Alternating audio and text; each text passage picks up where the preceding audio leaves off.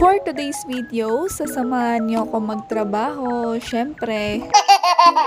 Sa mga nagtatanong pala kung saan banda tong photo studio, dito yan malapit sa may Shopwise. Ipipin ko na lang dito yung location. At kung gusto niyo naman mag-book, pwede kayong mag-message dito sa page ng Click Lounge Studio.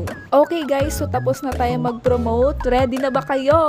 So mag-early out tayo today kasi nga meron tayong may make-upan na magde-debut. At 3 PM yung appointment niya sa akin. Kaya nag-open na muna ako at nag-time in ng 11 AM. O diba 11 AM na yung pasok niyan pero nalilate pa rin yan siya. Kaya eto, nag-edit muna ako ng mga pending na edit. At syempre naglinis rin ako ng studio.